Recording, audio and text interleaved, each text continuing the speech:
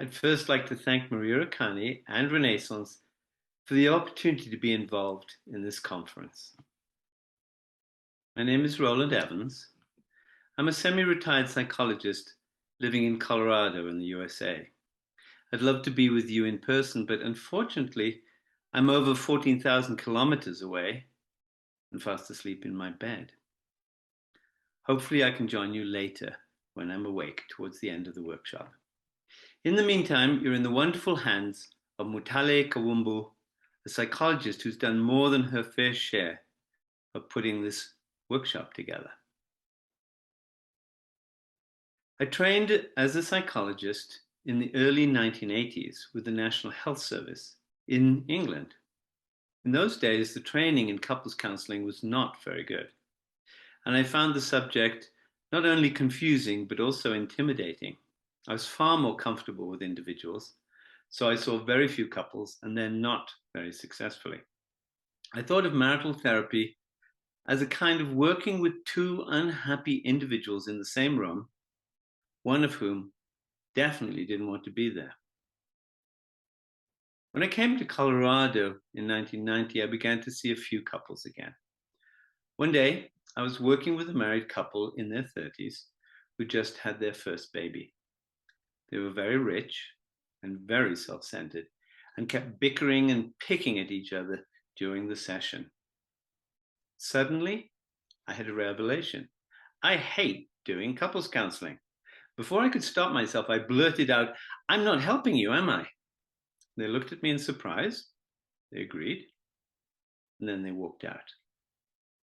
I didn't see another couple for about 10 years. And in that time, I'd grown up a bit, done some therapy, and resolved a few more of my relationship issues. Of course, I'd also been with my amazing wife for over 20 years and had 2 children. So I was beginning to get the hang of the relationship thing. A few clients asked me to see them with their spouses.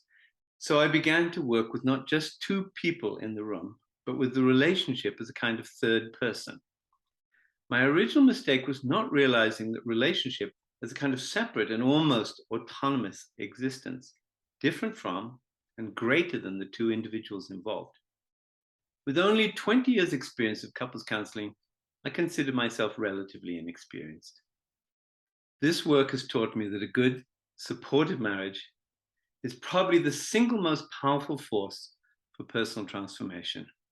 It heals the wounds in our hearts and helps us learn to be less selfish, more loving, and a better person overall. During my training, probably the main approach to couples counseling was to teach communication skills, and in particular, reflective listening.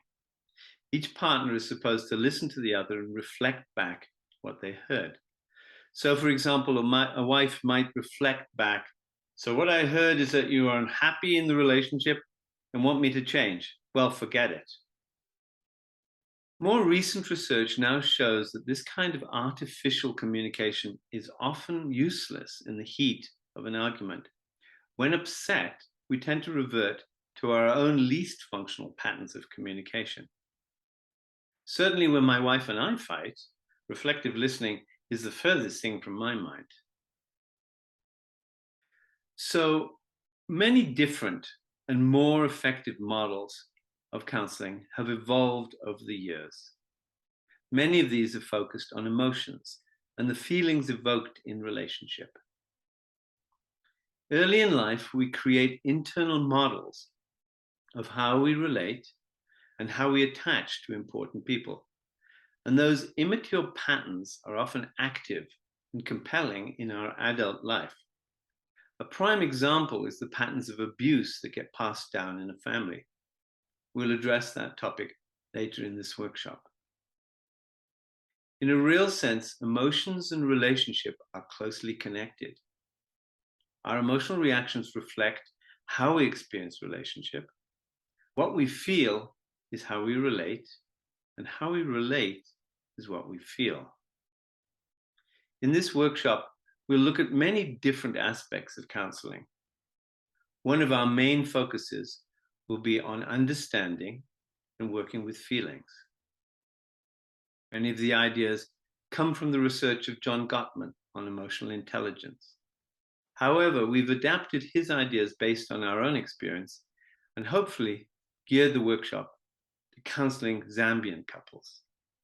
While many of the Western techniques and models of relationship are applicable to a wide range of human beings, they were mainly developed working with white Americans. As we all know, Americans are not exactly like everyone else in the world. Every society has its own culture and different ideas of what makes a good marriage. As counselors, we have to speak the emotional and relationship language of our clients and be sensitive to their needs, beliefs, and values. I learned this lesson working in a mental hospital outside London with patients from all over the world. I remember a couple from the Indian subcontinent struggling with sexual issues. They couldn't believe that their feelings could influence their marriage in any way. They believed their problems had some sort of physical cause and only a doctor could cure it.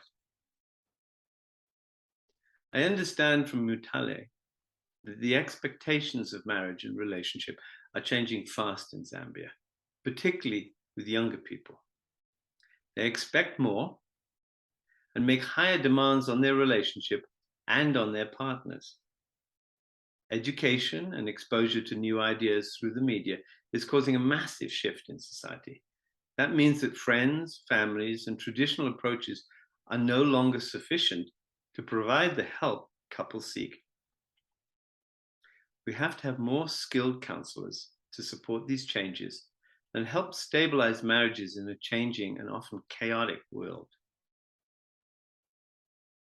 In order to be successful counselors, we first developed a sound and realistic model of what makes a successful relationship. My own model, developed over the years, seems quite simple at first, but actually has many different aspects. I think of a relationship as being like a stool with three legs: sharing, loving, and growing. So, what does a happily married couple share? First of all, they share outdoor activities and tasks: work, finances, childcare, domestic chores, time together. These make up the kind of teamwork of the relationship. It's no longer appropriate to leave all the hard domestic chores to the woman. She needs her husband's support. More important, a couple have to share intimacy: sex, conversation, friendship, interests, and values. All too many couples do not really know each other. I remember the look of astonishment on one husband's face when his wife said he treated her like a roommate. How are they meant to share their lives, these couples? In a loving manner. That means through a commitment to the relationship and to each other, through showing appreciation, affection, and mutual respect. Love includes being able to have conflicts, disagreements, and arguments, and being able to resolve those in a positive and forgiving manner. The third and often neglected aspect of a positive relationship is growing.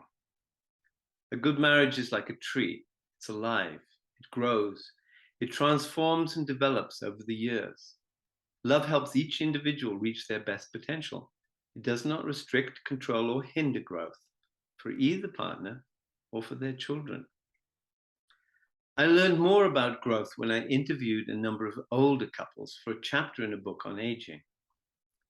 A colleague and I co-wrote an article entitled Spirituality and Relationship in Later Life. Couples I interviewed were considered wise elders by their communities, and they ranged in age from mid-60s to late 80s. All had been married for a long time and had a strong religious and spiritual foundation for their relationship. Each couple described how their relationship had transformed over the years, how they'd learned to accept and value their differences, how the struggles and fights earlier in the marriage had subsided, and how the relationship had helped them face and resolve personal issues. Overall, they experienced increased respect, affection, and affirmation from each other. They considered their love to be a central aspect of their spiritual life. As one elderly man put it, my task in life is to learn to love my wife better. So we know what attitudes and actions constitute a good and even transformative relationship. The difficulty is that the couples who come to see us are so different from that ideal. They're struggling to keep their relationship going in the face of overwhelming emotional storms. Often they can't agree on even simple matters. They have constant conflicts and get into emotional and even physical fights. We have to deal with infidelity, betrayal, neglect, and plain ignorance. Often one or both partners seems to have dug their heels in so deeply, they'll never budge. So working with these kind of couples can seem like dragging two people up a steep mountain. That's why it's so important to prepare for each session, to develop a set of skills and structures that help contain the swirling emotions in the session. We need a kind of roadmap that lets us know where we are at any moment and where we're going.